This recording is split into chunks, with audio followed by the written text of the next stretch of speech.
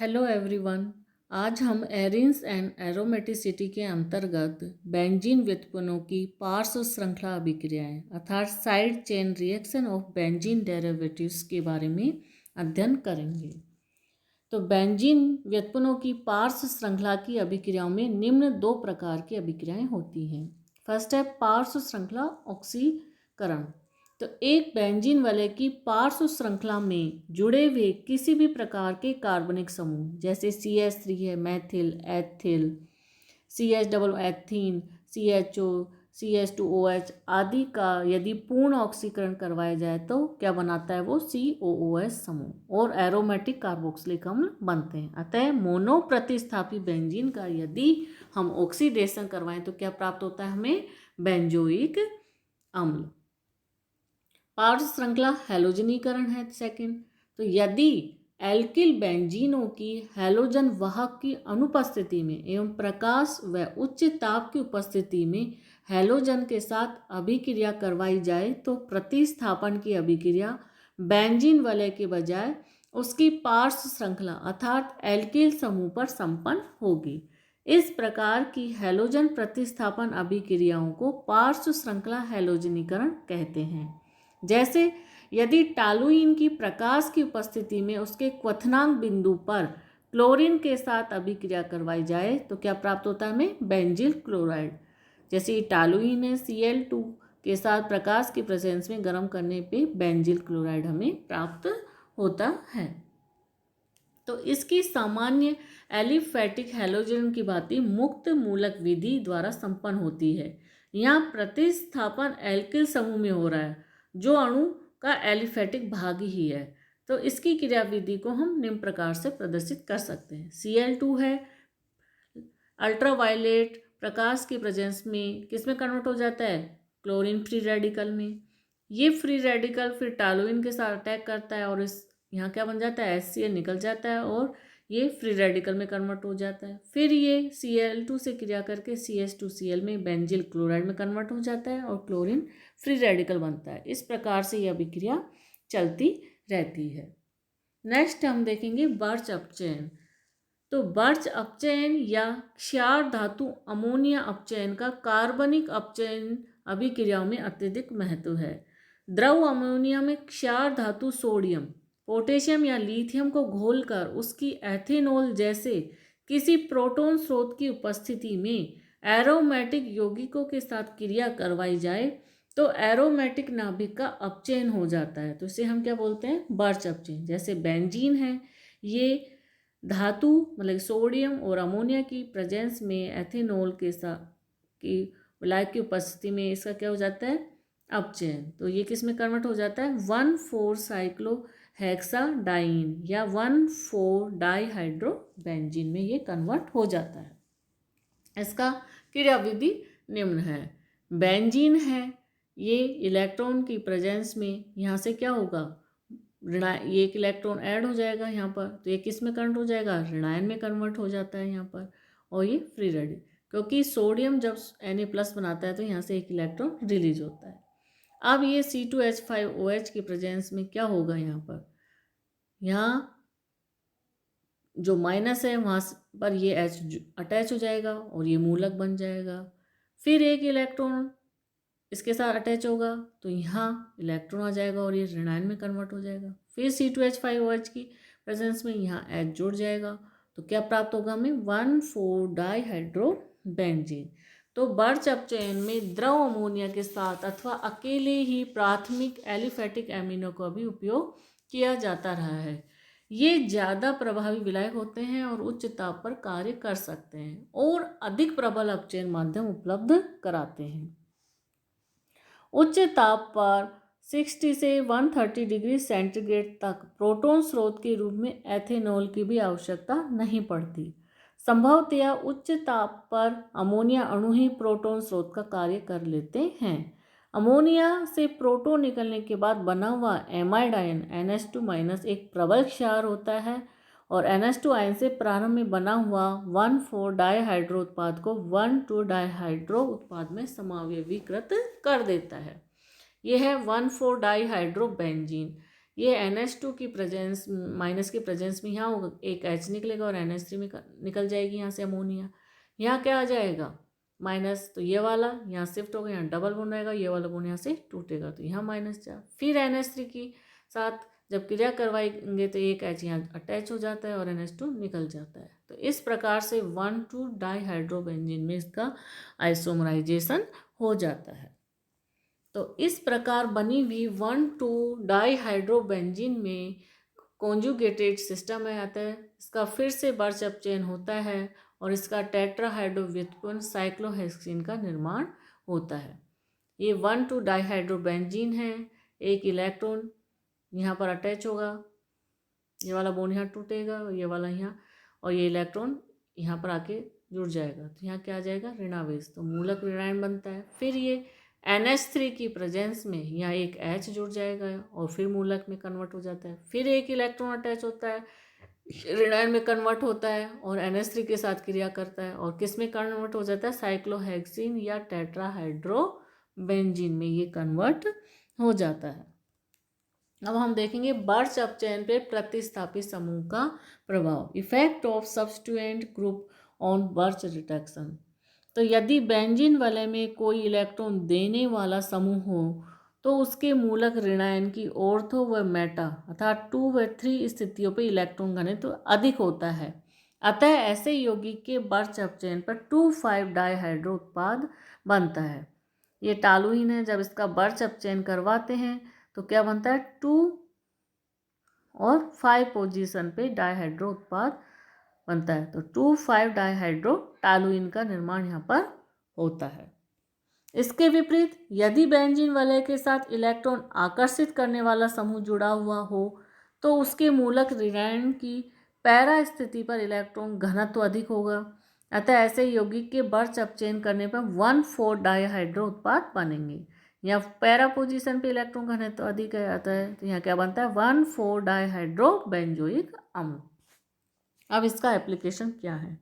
Birch up chain से एक विलगित ओलिफिनिक द्विबंध का अपचयन नहीं हो पाता, लेकिन किसी अन्य द्विबंध के साथ होने पर उसका आसानी से बर्च अपचयन हो जाता है। इसके प्रमुख उपयोग क्या क्या हैं। फर्स्ट है एलिन तथा एल्काइन बर्च अपचयन द्वारा ट्रांस एल्किन बनती है। ये है पेंट 2,3 डाइईन। इसका जब हम बर्च रिडक्शन करवाते हैं तो क्या प्राप्त होता है हमें ट्रांस 2 पेंटीन। इसी प्रकार से 2 ब्यूटाइन का बर्च रिडक्शन करवाने पर ट्रांस 2 ब्यूटीन बनती है।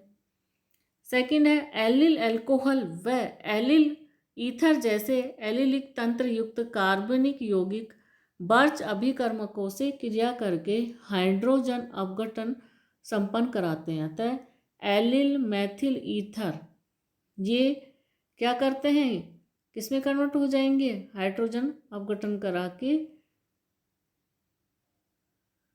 इनका इस प्रकार से हाइड्रोजन अपघटन हो जाता है।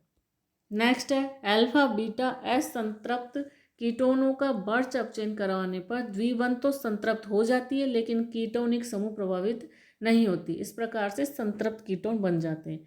ये 2 ब्यूटेन नॉन है, बर्च अपचयन के द्वारा ब्यूटेन नॉन में कन्वर्ट हो जाएगा सैचुरेटेड में। बर्च अपचयन की सहायता से अल्फा बीटा एस संतृप्त कीटोनों का अपचयन युक्त एल्किलीकरण करवाया जाता है। तो ये वाला डबल बॉन्ड यहाँ से संतृप्त हो जाता है।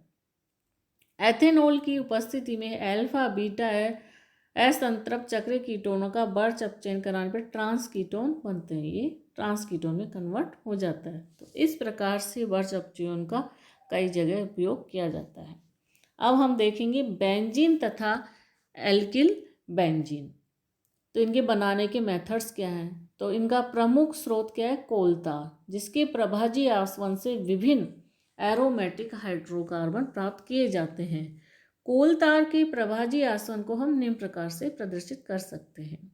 तो इसके 4 प्रभाज प्राप्त होते हैं। जो फर्स्ट प्रभाज है वो 170 डिग्री सेंटीग्रेड से कम टेम्परेचर पे क्या होता है, उसमें हल्का तेल या कच्चा नैफ्ता जिसका कि घनत्व में 0.92 बेंजीन, टालुइन और जाइलिन आदि होती है।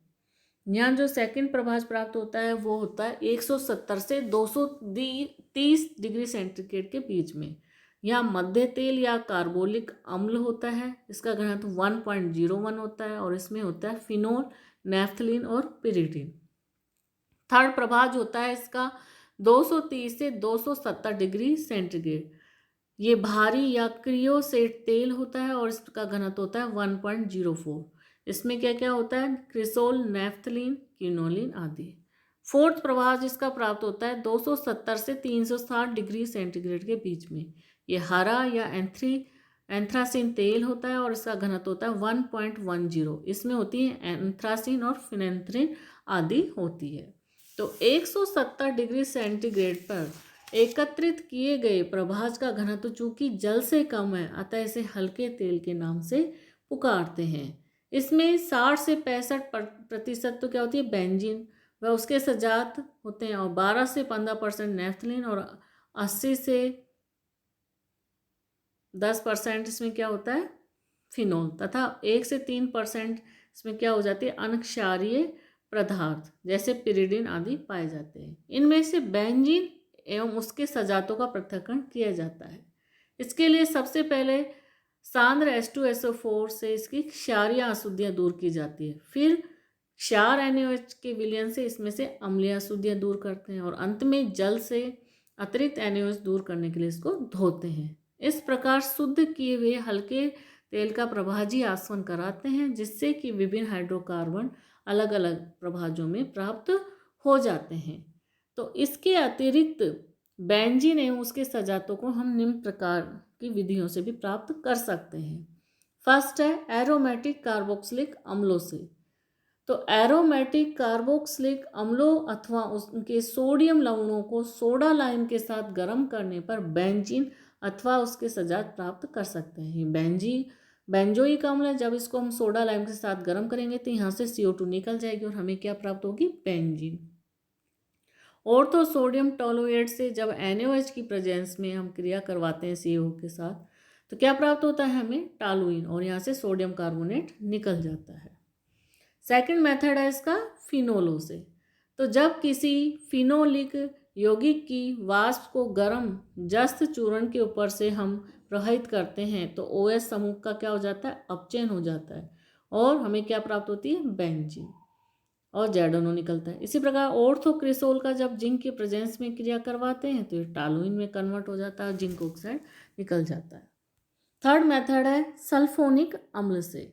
तो एरोमेटिक सल्फोनिक अम्लों को जब उच्च दाब व 150 से 200 डिग्री सेंटीग्रेड ताप पर तनु HCl के साथ अथवा भाप के साथ जल अपघटित करवाया जाता है तो एरोमेटिक हाइड्रोकार्बन प्राप्त होते हैं।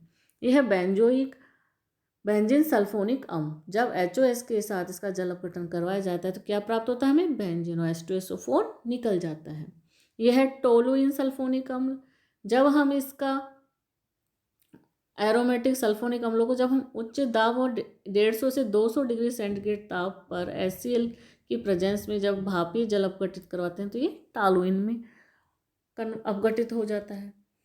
डाईएजोनियम लवणों से, जब डाईएजोनियम लवणों का एल्कोहल अथवा सोडियम स्टेनाइट अथवा हाइपोफास्फोरस अम्ल के साथ रिडक्शन करवाया जाता है तो क्या होगा, यहाँ से N2 निकल जाएगी, HCl निकल जाएगी और हमें क्या प्राप्त होगा, बेंजीन प्राप्त होता है। नेक्स्ट मेथड है इसका फ्रीडेल क्राफ्ट अभिक्रिया द्वारा। तो इस विधि में हम निम्नतर एरोमेटिक हाइड्रोकार्बन से उच्चतर एरोमेटिक हाइड्रोकार्बन प्राप्त करते हैं। एरोमेटिक हाइड्रोकार्बनों के साथ जब लुईस अम्लों की उपस्थिति में एल्किल हैलाइड की अभिक्रिया करवाई जाती है तो एरोमेटिक यौगिकों का एल्किलीकरण हो जाता है।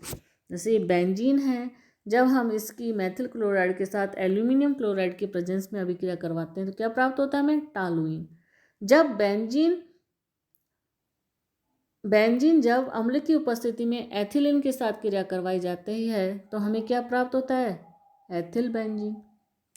अभिक्रिया किस प्रकार से संपन्न होगी, एथीन है वो H आयन के प्रेजेंस में कार्बोकैटायन में कन्वर्ट होती है और ये कार्बोकैटायन बेंजीन पे अटैक करता है इस प्रकार से, तो ये फिर ये वाला यहाँ शिफ्ट होता है और -H यहाँ से निकल जाएगा और क्या प्राप्त होगा हमें, एथिल बेंजीन। तो अभिक्रिया में जब मुक्त कार्बोकैटायन बनता है तो यदि संभावना हो तो वह स्थायी कार्बोकैटायन में क्या हो जाता है, पुनर्विन्यासित हो जाता है।